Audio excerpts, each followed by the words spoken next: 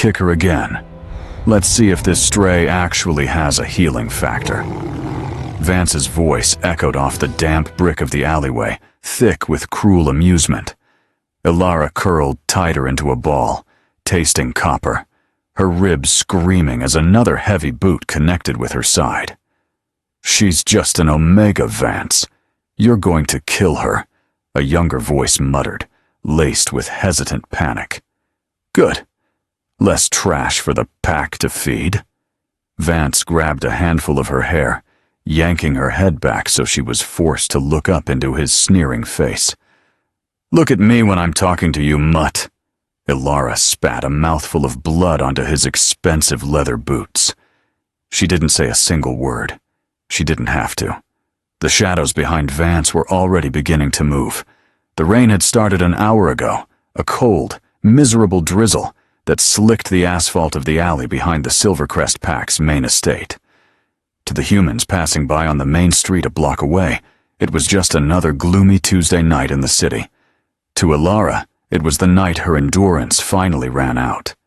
She lay on her side against a pile of discarded wooden pallets, the rough wood scraping against her bruised cheek. Every breath she drew felt like swallowing broken glass. Her body, severely malnourished and pushed to the brink by years of forced servitude, was failing to heal the trauma Vance and his enforcers were inflicting upon her. "Wipe it off," Vance ordered, his voice dropping to a deadly quiet register. He stared down at the dark smear of Ilara's blood on his boot. He was a beta of the Silvercrest Pack, a man whose ego was vastly disproportionate to his actual strength. He wore a tailored suit jacket over a dark t-shirt, completely unbothered by the rain, radiating the suffocating, spicy scent of cheap dominance. Ilara kept her eyes fixed on the wet pavement. Her silence was her only remaining weapon. Years ago, before her father's disgrace, before she was stripped of her rank and shoved to the absolute bottom of the pack hierarchy, she might have fought back.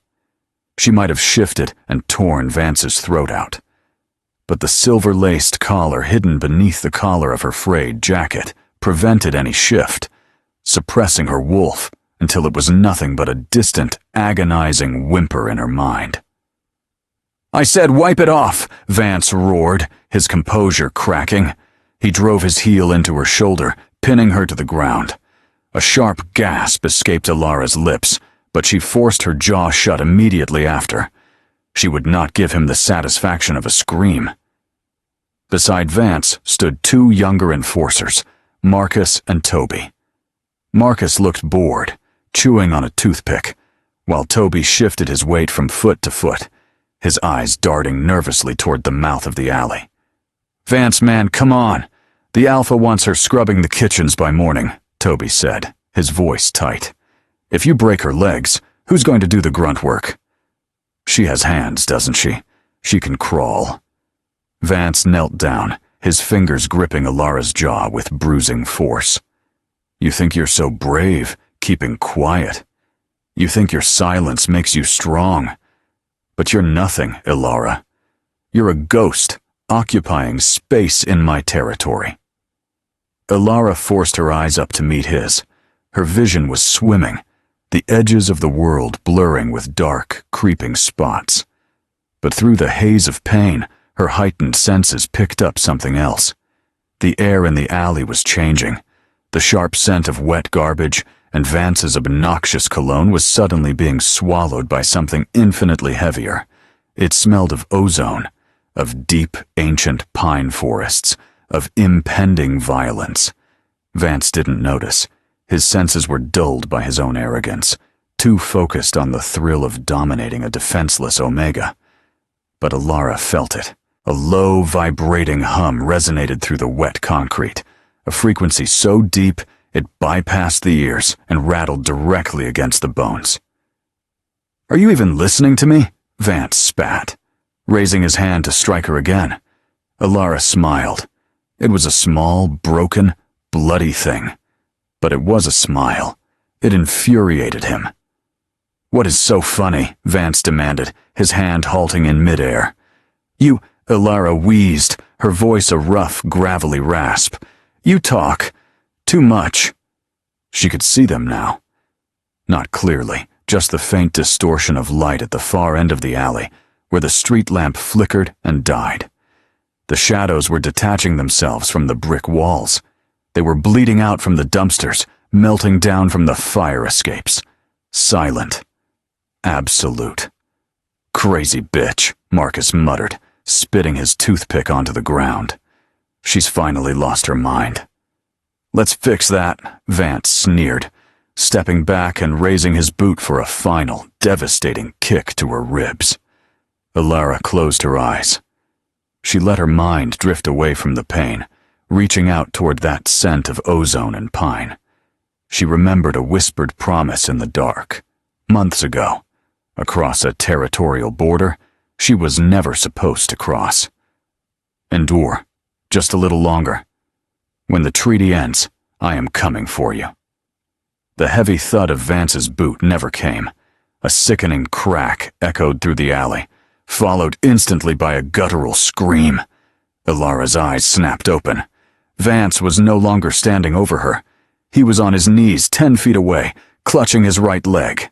His shin bone was bent at a grotesque, impossible angle. Marcus and Toby froze, their bravado instantly evaporating into pure, unfiltered terror. Neither of them had seen what hit Vance. There had been no warning growl, no heavy footfalls, just a blur of impossible darkness, and then Vance was on the ground, shrieking in agony. The temperature in the alley plummeted. The light drizzle suddenly felt like ice against Ilara's skin. "What the hell was that?" Marcus yelled, his hands trembling as his claws instinctively elongated. He spun in a frantic circle, trying to track a threat he couldn't see. "Vance! Vance, get up!" Toby cried, backing away toward the brick wall. "My leg! My fucking leg!" Vance sobbed, his alpha posturing completely shattered. He looked up, his eyes wide with a sudden, dawning horror. The shadows at the end of the alley stepped forward into the dim, ambient light of the city. They were massive, wolves the size of draft horses, their fur pitch black, absorbing the meager light around them. Their eyes burned with a terrifying uniform gold. They didn't growl. They didn't snarl. Their silence was infinitely more predatory than any noise they could have made. One by one, they filed into the alley. 5, 10, 20. They poured over the chain-link fences, dropped silently from the low rooftops, and materialized from the deep gloom of the street. 50 wolves of the Obsidian Pack, the most feared syndicate of shifters on the continent, had just breached Silvercrest territory without triggering a single alarm. And they were forming a perfect, impenetrable perimeter around Ilara. Marcus whimpered, his back hitting the wet brick wall. He was trapped. There were at least a dozen massive wolves blocking the exit to the street, their golden eyes fixed on him with cold calculation. From the center of the pack, the largest wolf, a beast of terrifying proportions with fur like spun midnight, stepped forward. The air warped around it as flesh and bone seamlessly reconfigured. Within a second, where the monstrous wolf had stood, a man now stood. Kalen. He was dressed in dark, tactical clothing, his posture relaxed, but radiating a lethal, overwhelming aura that forced Marcus and Toby to drop to their knees involuntarily. The sheer pressure of his alpha command was suffocating, pressing down on the alley like a physical weight. Kalen ignored the two enforcers. He ignored Vance, who was crawling backward through the puddles, leaving a trail of blood from his shattered leg. Kalen's golden eyes, burning with a barely restrained inferno of rage, locked onto Ilara. Seeing her battered body, the blood matting her hair, and the cruel silver collar biting into her neck, a muscle feathered in Kalen's jaw. The silence in the alley grew so intense, it felt like a vacuum, waiting for a spark to ignite an explosion. He walked toward her, his footsteps making no sound on the wet pavement. Vance, delirious with pain and panic, tried to speak. "You're breaking the treaty. The Obsidian Pack. You can't be here. Kalen didn't even look at him. As he passed, Kalen casually flicked his wrist. The massive wolf to his left lunged, its jaws clamping silently over Vance's shoulder, pinning the beta to the asphalt with bone-crushing force, cutting off his words with a choked gasp of agony. Kalen knelt in the filth of the alley beside Alara. Up close, she could see the frantic, terrified worry breaking through his icy exterior. He reached out, his large, warm hands hovering over her bruised ribs, afraid to touch her and cause her more pain. "Kalen," Alara whispered, the edges of her vision finally turning black as the adrenaline left her system. The pain was too much. Her body was shutting down. "I'm here, little wolf," Kalen murmured, his voice a deep, rough velvet that chased away the cold. "I told you I'd come." He gently slipped his arms beneath her, lifting her broken body against his chest. Alara let her head fall against his shoulder, breathing in the scent of pine and ozone. For the first time in 5 years, she felt safe. As darkness claimed her, the last thing Alara heard was Kalen's voice, turning from soft velvet into a weapon of mass destruction as he finally addressed the Silvercrest wolves. "Kill them. Leave enough of the beta to deliver a message."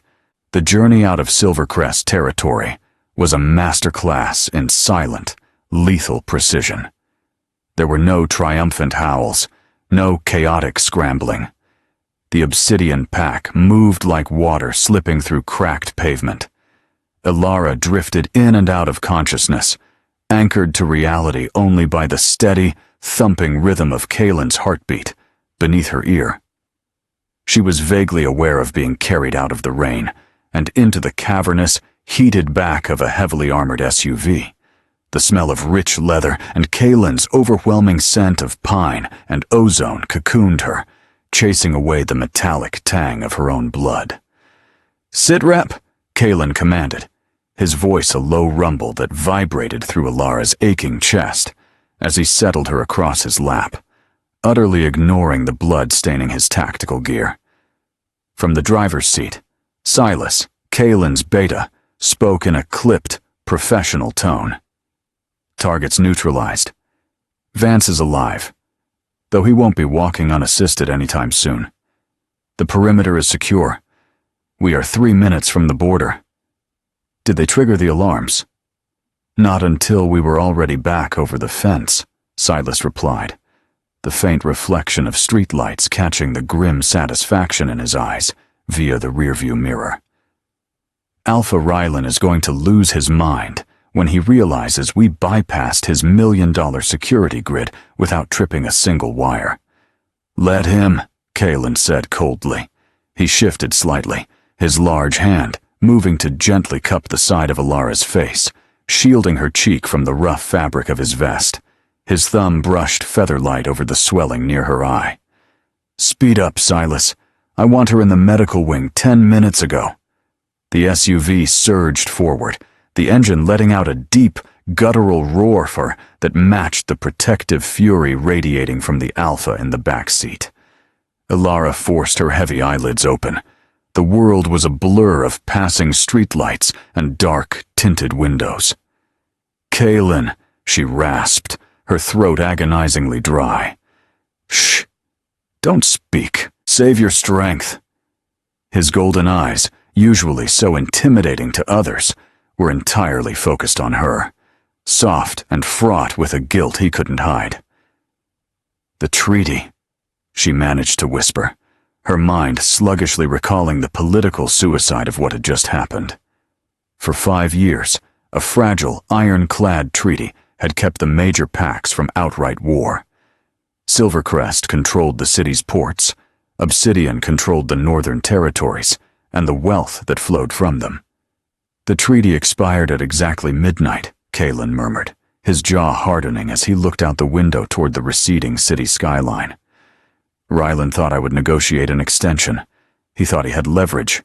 He looked back down at her, his expression softening only for her. "I was watching the clock, Ilara. The second the hand struck 12, my wolves were already over his walls.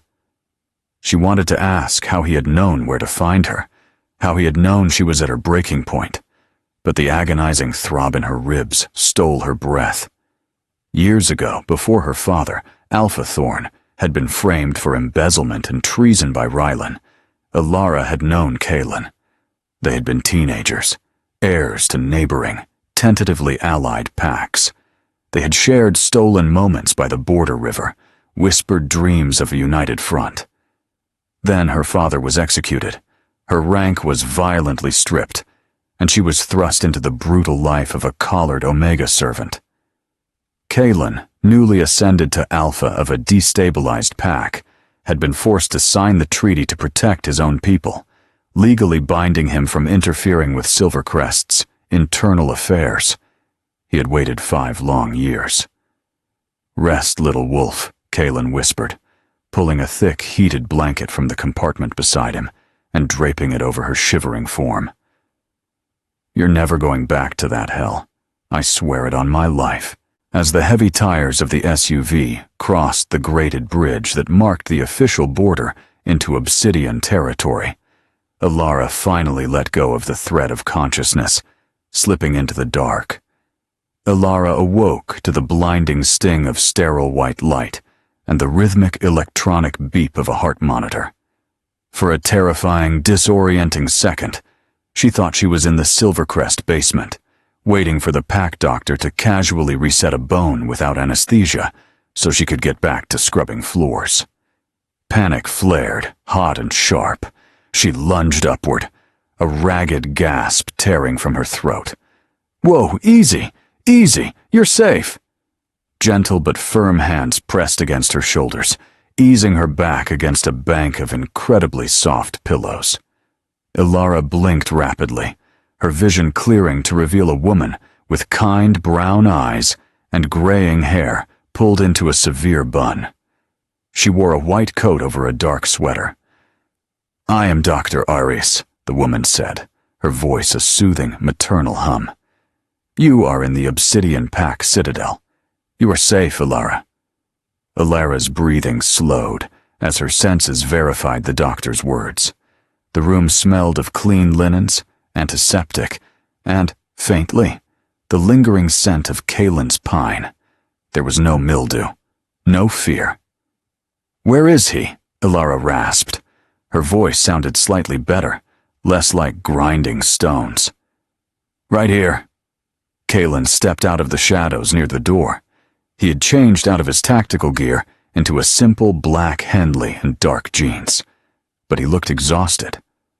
Dark circles bruised the skin under his golden eyes, and his posture was uncharacteristically rigid.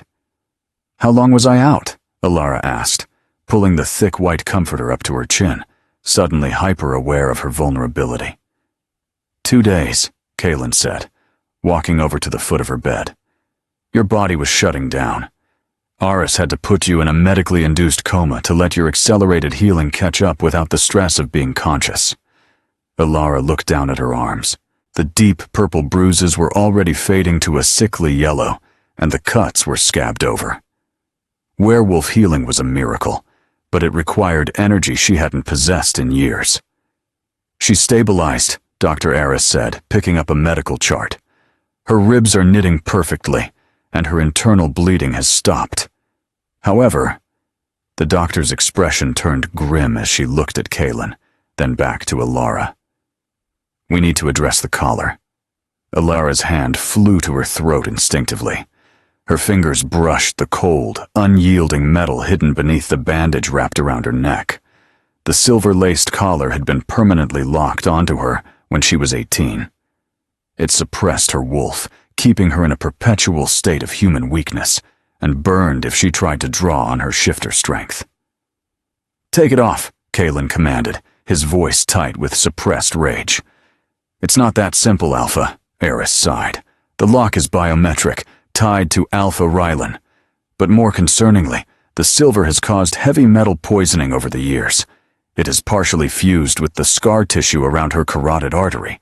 Removing it will be agonizing, and her wolf, which has been starved and suppressed for 5 years, might shock her system when it suddenly breaks free.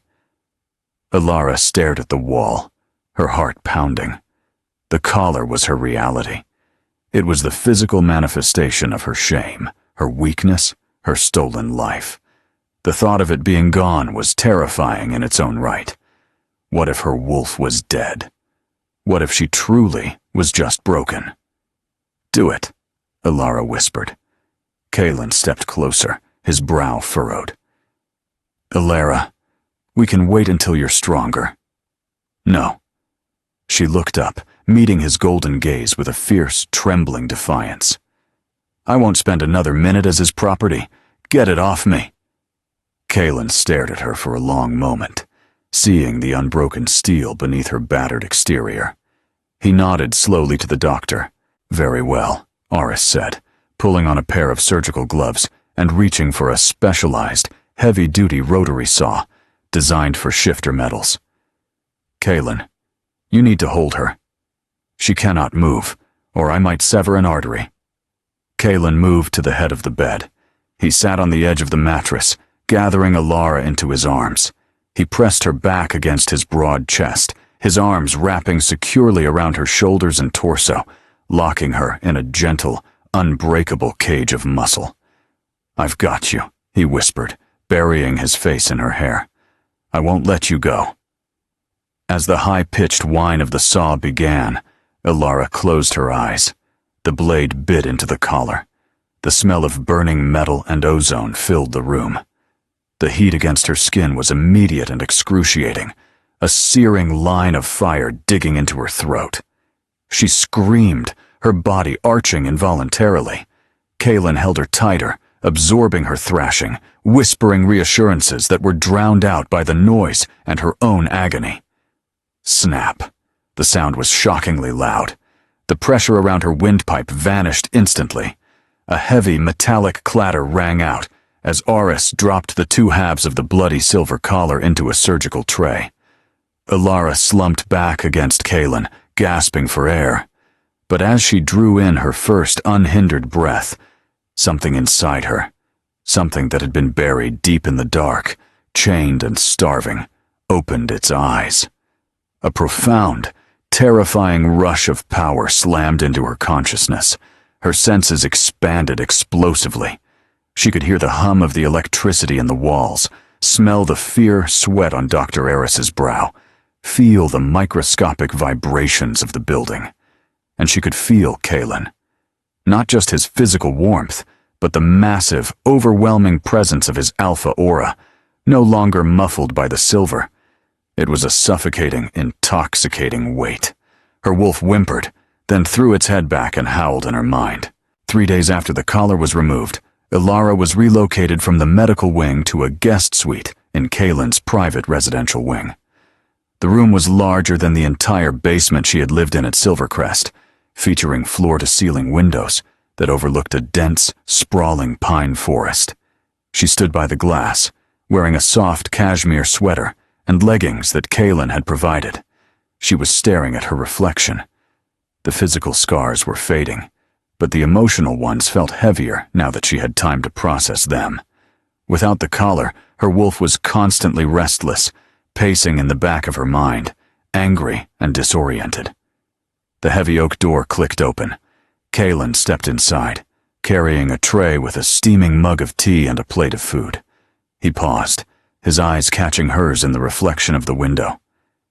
"You should be resting," he said, setting the tray on a small table near the fireplace. "If I lie in that bed any longer, my mind is going to eat itself," Alara replied quietly, turning to face him. She crossed her arms defensively. "How long are you going to keep me locked in this tower, Kalen?" He frowned, taking a step toward her. "You aren't locked in.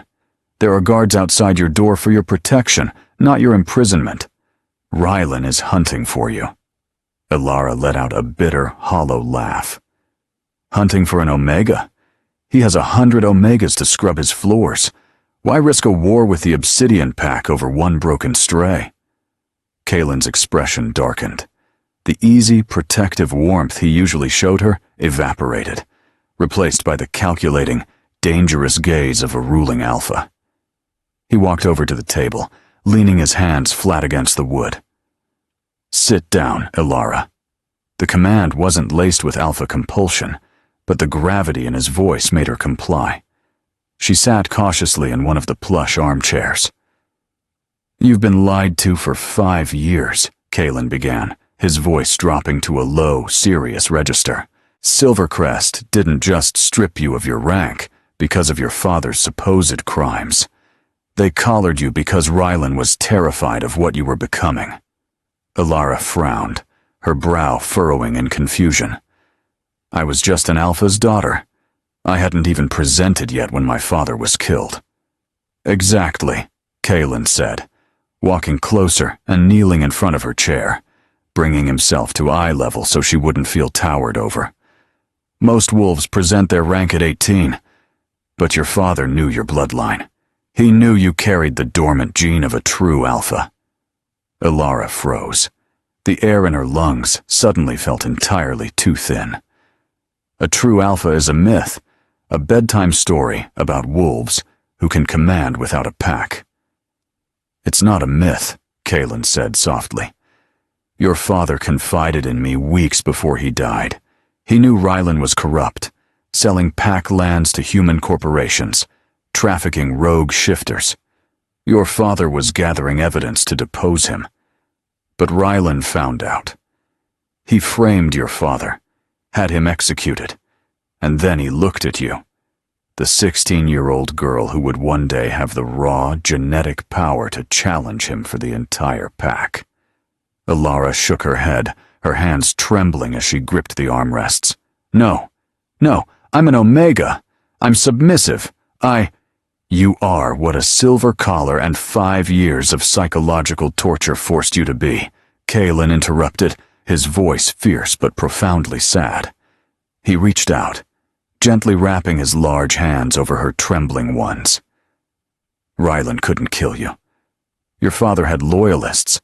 Assassinating his young daughter would have sparked a civil war. So, Rylan collared you before you could present. He forced the pack to watch you be degraded, cementing the illusion that you were nothing but a weak Omega." Ilara stared at Kalen's hands covering hers.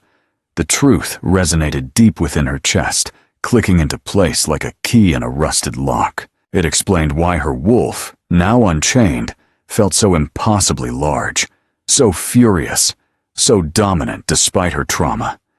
Before she could fully process the earth-shattering revelation, the door to the suite was thrown open. Silas stood in the doorway, his face pale, a tablet clutched tightly in his hand. He looked past Ilara, locking eyes with his alpha. "Kalen," Silas said, his voice stripped of its usual calm protocol. "Rylan just broadcasted a message to the High Council." Kalen stood up slowly, the air around him crackling with sudden violent tension. "And?" "He has officially declared the Obsidian Pack in violation of Continental law for the theft of Silvercrest property," Silas said grimly. "He's calling in his alliances. If we don't return Ilara to the Silvercrest border by midnight tomorrow..." Silas swallowed hard. "They are going to march on our territory. It's war." The word war hung in the quiet of the guest suite, heavy and suffocating. Kalen didn't flinch. The golden rings in his irises flared, his jaw setting into a line of absolute granite. He didn't look at Ilara. His focus was entirely on his beta. "How many men has he mobilized?" 300 enforcers at the southern border bridge, Alpha, Silas reported, his thumb swiping across the tablet. "And he's rallied the Crimson Creek and Ironjaw packs to his banner under the guise of treaty enforcement. They'll add another 400 to his ranks by tomorrow evening. If we fight them in an open field, we will be outnumbered 2-1. "Then we don't fight them in an open field," Kalen replied, his voice a low, dangerous hum. "Mobilize the vanguard. Line the tree line with our snipers. If a single Silvercrest paw touches obsidian soil, turn the river red." "No." The word was quiet, brittle, and raspy, but it stopped Kalen dead. He turned slowly to look at Ilara. She was still sitting in the armchair, her hands gripping the armrest so tightly her knuckles were white. She was visibly trembling, fighting a 5-year ingrained instinct to drop her eyes and bare her neck in submission to 2 dominant males discussing pack business. But she kept her chin up. She forced herself to look directly into Kaylin's burning gold eyes. "You will not start a war for me," Ilara said, her voice shaking but gaining a fraction of volume. "You have women, children, elders in this pack. I will not have thousands of wolves slaughtered because I couldn't endure one more beating." "Ilara," Kaylin stepped toward her, the lethal alpha instantly melting back into the man who had pulled her from the rain. "This isn't just about you. Rylan has been looking for an excuse to seize our northern mines for years. If I hand you back, I show weakness. He will march anyway." "He holds the High Council's favor," Silas interjected softly, recognizing the painful truth in Ilara's words. "If we protect you, we are legally rogue. We stand alone." Ilara stood up. Her legs were shaky, her newly healed ribs aching with the sudden movement. But the restless, furious energy of her unchained wolf pushed her forward. "If I go back, if I surrender myself, I will kill you myself before I let that happen," Kaylin snarled, the sound ripping from his chest with a terrifying, possessive ferocity. He crossed the room in 2 strides, his hands coming up to grip her upper arms, not hard enough to bruise, but firm enough to anchor her. "Listen to me. You are a true alpha. You are the rightful heir to the Silvercrest pack. Rylan is a usurper. The Council's laws mean nothing in the face of ancient bloodlines." "I am a girl who has scrubbed toilets for 5 years, Ilara cried out, a tear finally breaking free and tracking down her bruised cheek. "I don't know how to fight. I don't even know how to shift anymore. My wolf is a stranger to me. If you put me in front of Rylan, he won't see a true alpha. He'll see the broken Omega he created." Silence fell over the room, thick with the tragic truth of her trauma. Kaylin's grip softened. He slid his hands down her arms, taking her trembling hands in his. He lifted them, pressing his lips to her bruised knuckles. "Then we have 24 hours to remind you exactly who you are," he murmured against her skin. The obsidian pine forest was freezing at midnight. The moon was a sliver of silver in the pitch-black sky, casting long, skeletal shadows across the snow-dusted ground. Ilara stood in a small clearing, shivering in nothing but a thin hospital gown. 2 miles away, the pack was preparing for a bloodbath. Here, in the dead of the woods, there was only the wind, the trees, and Kaylin. He stood at the edge of the clearing, his arms crossed over his chest. He was giving her space, but his presence was a heavy, grounding anchor. "The silver is gone, Ilara," Kaylin's voice drifted across the clearing, calm and steady. "The only thing chaining her down now is your fear. You have to let her out. If you don't shift before the battle tomorrow, the adrenaline and proximity to violence will force a traumatic shift. It could tear your mind apart." Ilara squeezed her eyes shut. She reached inward, feeling for the entity she had suppressed for so long. For years, her wolf had been a whimpering, starved thing hiding in the darkest corner of her mind. But now, it was pacing. It was massive, angry, and clawing at the doors of her consciousness. "Let me out," it seemed to snarl. "Let me kill them." "I'm afraid," Ilara whispered, the admission tasting like ash. "What if I can't control it? What if she's just a monster after everything they did to us?" "You are not a monster," Kaylin said, taking a single step into the moonlight. "You are Ilara of the Silvercrest bloodline. Let her breathe." Ilara took a deep, shuddering breath of the freezing air. She let go of the mental wall she had built. The pain was instantaneous and blinding. She screamed as her bones began to fracture and lengthen. 5 years of forced stagnation meant her body was actively resisting the change.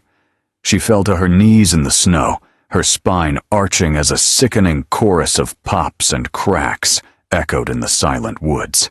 It felt like fire was pouring through her veins. "Push through it," Kalen barked, his alpha command lacing his voice, giving her the strength she lacked. "Do not fight it, Alara. Submit to the wolf." She threw her head back, a guttural cry tearing from her throat that seamlessly warped into a booming, earth-shaking howl.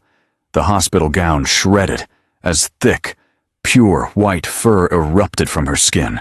Her jaw extended, teeth lengthening into deadly, razor-sharp points.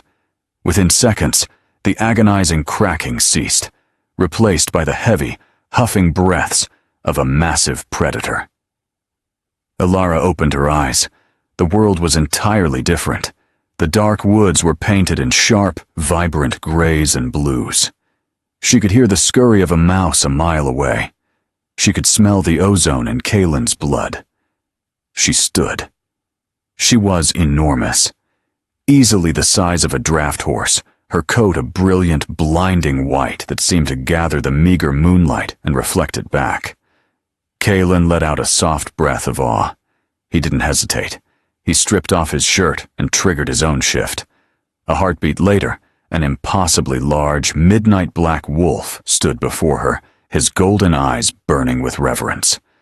For a long moment, the black wolf and the white wolf simply stared at each other. Then, Kalen lowered his massive head, exposing the vulnerable line of his neck. It was a gesture of absolute, undeniable submission. An alpha bowing to a true alpha. Alara's wolf didn't attack. She stepped forward, pressing her cold nose against his neck, inhaling his scent of pine and safety. In the quiet of the obsidian woods, the broken Omega died, and the true alpha was reborn. The grated metal bridge spanning the river border was slick with freezing rain. At the far end, Silvercrest territory was lit up by the headlights of dozens of tactical vehicles. 300 wolves stood in human and shifted forms, a sea of bared teeth and bloodlust. At the front of the army stood Alpha Rylan. He wore a tailored coat, holding a heavy silver-tipped cane, looking every bit the polished, untouchable politician. Beside him, leaning heavily on crutches, was Vance, his face twisted in a vindictive sneer. The digital clock on Ryland's dashboard ticked to 11:59 p.m.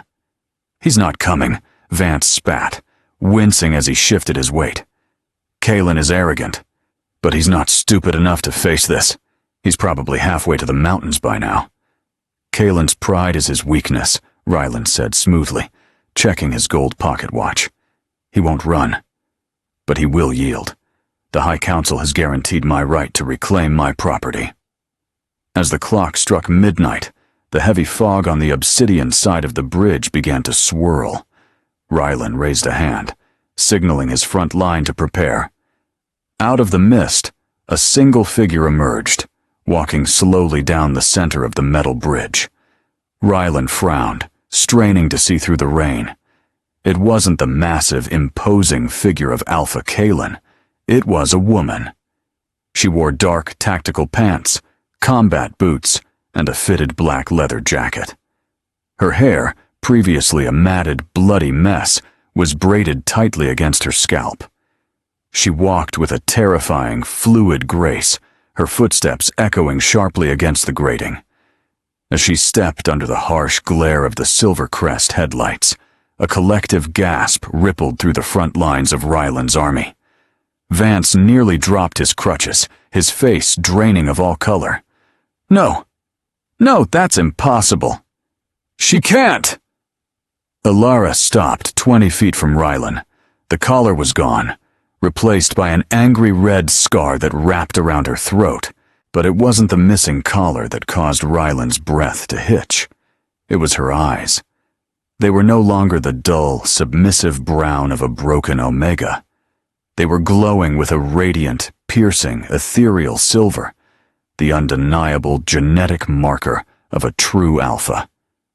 "Where is Kalen?" Rylan demanded, struggling to maintain his composure, though his scent spiked with sudden, bitter panic.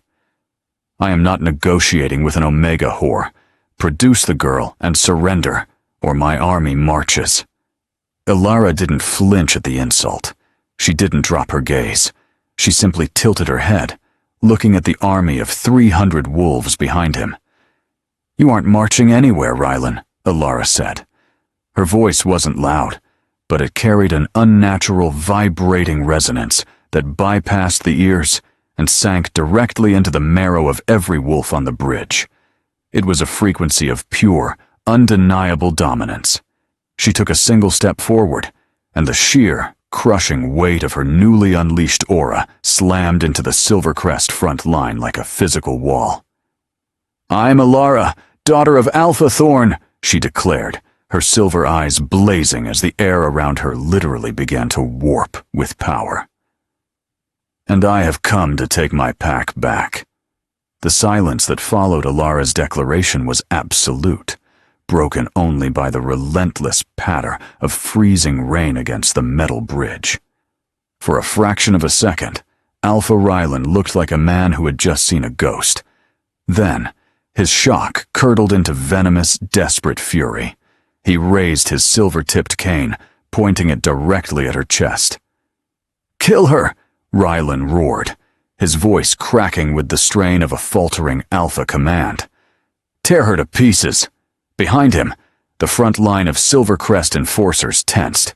Muscles coiled, claws extended, and a low, collective growl began to build in their chests. They had been conditioned for 5 years to obey Rylan without question. Habit drove them forward, but biology stopped them cold. As the first enforcer, a massive, scarred brute, lunged forward, Ilara didn't flinch. She simply widened her stance and let the full, unadulterated weight of her true alpha aura detonate. It wasn't a sound. It was a shockwave. The pressure hit the Silvercrest army like a physical wall of iron. The rushing enforcer gasped, his momentum instantly crushed as his knees buckled. He slammed into the steel grating of the bridge, his chin hitting the metal with a sickening clang. Beside him, dozens of others collapsed, clutching their chests as the air was forcibly driven from their lungs. A true alpha did not need to demand submission. A true alpha's very existence commanded it.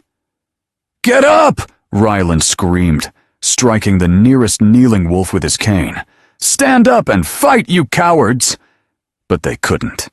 The genetic imperative overriding their nervous systems was absolute.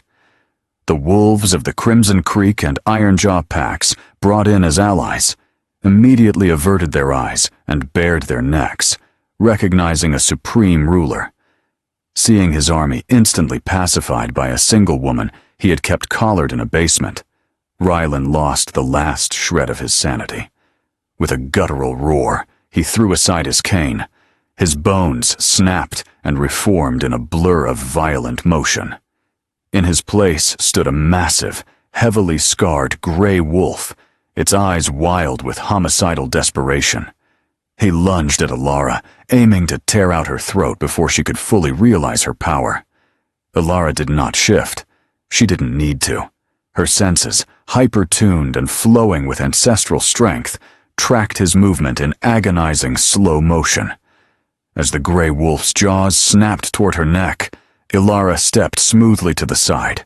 She reached out, her hand moving like lightning, and seized the thick ruff of fur at the back of Rylan's neck. Using his own massive momentum against him, she pivoted and slammed his head down into the steel bridge with earth-shattering force. The metal groaned under the impact. The gray wolf let out a strangled yelp, his legs scrabbling frantically against the wet grating. Ilara didn't let go.